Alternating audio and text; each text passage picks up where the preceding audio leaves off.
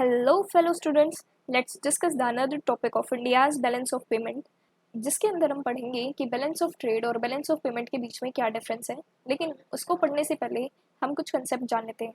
हमने कल बीओपी के बारे में पढ़ा था एंड बीओपी को अगर मैं रिकैप करूं तो मैं ये कह सकती हूँ कि बीओपी एक ऐसी प्लेस थी जहाँ पर सारी इकोनॉमिक ट्रांजेक्शन्स को रिकॉर्ड किया जाता था जो एक कंट्री दूसरी कंट्री के साथ करती थी with in a specified period of time, जो कि जनरली एक ईयर का होता है। ठीक है, इतनी बात तो हमें समझ आ गई थी। लेकिन बीओपी के अंदर जो ट्रांजैक्शन हम करते हैं, तो वो ट्रांजैक्शंस जो हम करते हैं वो एक्सपोर्ट भी करते होंगे एंड इंपोर्ट भी करते होंगे, या फिर हम जो कह सकते हैं कि जो हम ट्रेड करते हैं, ट्रांजैक्शन करते हैं, ट्रेड करते हैं, वो ट्रेड हम एक्सपोर्ट भी करते हैं और इम्पोर्ट भी करते हैं। और वो ट्रेड हम सिर्फ गुड्स में नहीं करते, वो ट्रेड हम सर्विसेज के अंदर भी करते हैं।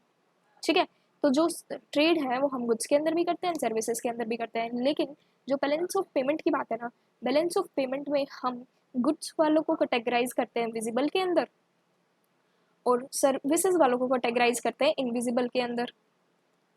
ठीक है, विजिबल आइटम वो आइटम होंगी जो कि गुड्स की फॉर्म में होंगी, जैसे कि हो गया गोल्ड, सिल्वर या फिर अदर कोई भी कमोडिटी जो हम क्या करते हैं एक्सपोर्ट और इंपोर्ट करते हैं, वो सब क्या होंगी, विजिबल आइटम होंगी। विजिबल क्यों होंगी? क्योंकि ये फिजिकली जो है एक्सपोर्ट और इंपोर्ट की जाती है और इनका फिजिकल रिकॉर्ड होता है कस्टम बैरियर्स के ऊपर, है ना। तो ये क्या होंगी, ये गुड्स जो है वो विजिबल आइटम कहलाएंगी। जो ये विजिबल आइटम होती है ना, ये रिकॉर्ड की जाती है बैलेंस ऑफ ट्रेड के अंदर। सिर्फ जो ये विजिबल आइटम होंगी जो कि हम गुड्स में ट्रेड करते हैं, एक्सपोर्ट भी हो सकता है और इम्पोर्ट भी हो सकता है, वो जो ट्रांजैक्शन है, वो जो ट्रेड है, वो रिकॉर्ड किया जाएगा किसके अंदर, बैलेंस ऑफ पेमेंट के अंदर।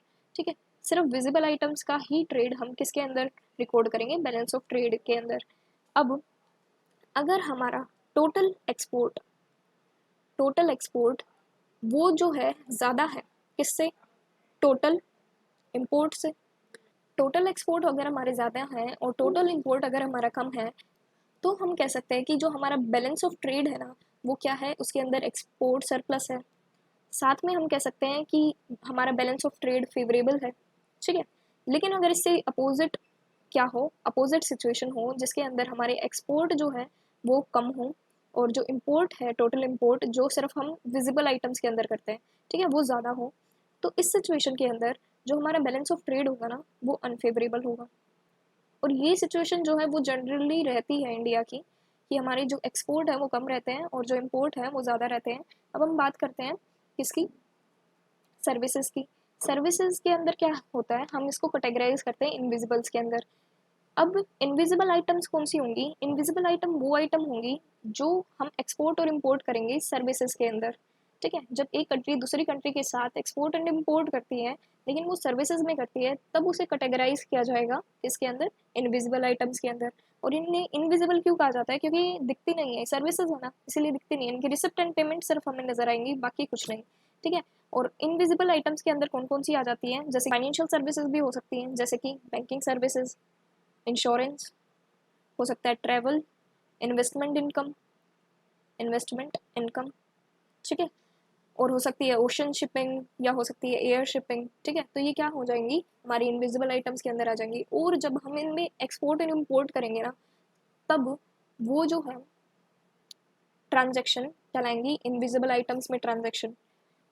और ये ट्रांजैक्शन रिकॉर्ड की जाती है बैलेंस ऑफ पेमेंट्स के अंदर, not in balance of trade. Balance of trade के अंदर नहीं की जाएंगी हमारी इनविजिबल आइटम्स को रिकॉर्ड, हम इसको करेंगे किसके अंदर रिकॉर्ड, बैलेंस ऑफ पेमेंट के अंदर। अब हम चलते हैं अपने डिफरेंस पे।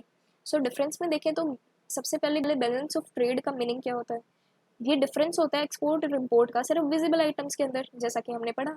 ये सिर्फ रिकॉर्ड करता है किनको, विजिबल आइटम्स को, जो कि गुड्स के फॉर्म में होती हैं। ठीक है, और जो बैलेंस ऑफ ट्रेड होता है ना, ये एक ऐसी स्टेटमेंट होती है जो सारी इकोनॉमिक ट्रांजेक्शन्स को रिकॉर्ड करते हैं with the rest of world in a specified period of time, जो कि जनरली एक ईयर का होता है। ठीक है, अगर हम दूसरा पार्ट देखें जो कि है कंपोनेंट का, उसके अंदर क्या है कि ये जो है इसके अंदर विजिबल आइटम्स ही आती हैं सिर्फ, लेकिन इसके अंदर इनविजिबल आइटम भी आएंगी, विजिबल आइटम भी आएंगी, यूनिलेटरल ट्रांसफर भी आएंगे एंड कैपिटल ट्रांसफर भी आएंगे। कैपिटल ट्रांसफर जैसे कि बोरोइंग हो गई, एडवांसेस हो गई, ये सब ऐसी ट्रांजेक्शन कौन सी होती है, कैपिटल नेचर की ट्रांजेक्शन होती है। यूनिलेटरल यानी कोई एनआरआई था, उसने डिपॉजिट्स करवा दिए, ऐसे किसी रेजिडेंस ने डिपॉजिट करवा दिए फॉरेन में, तो ये कौन सी होंगी, यूनिलेटरल ट्रांसफ़र। या किसी रेजिडेंस ने वहाँ से अलोवेंस भेजी है या फिर रेमिटेंस भेजा है, ये सारी चीज़ें हम आने वाली वीडियोस के अंदर पढ़ेंगे, लेकिन अभी के लिए सिर्फ इतना ही समझ लो, ठीक है।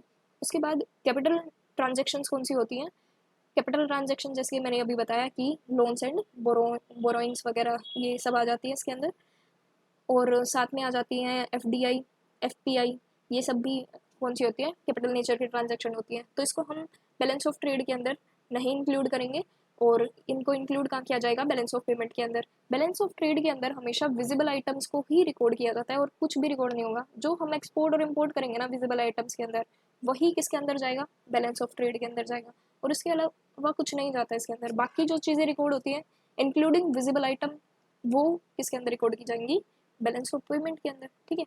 अब ये बात तो हमें पता ही लग रही है कि स्कोप जो है कम है किसका, बैलेंस ऑफ ट्रेड का, और ज़्यादा किसका है, बैलेंस ऑफ पेमेंट का। सो ये था डिफरेंस इसका।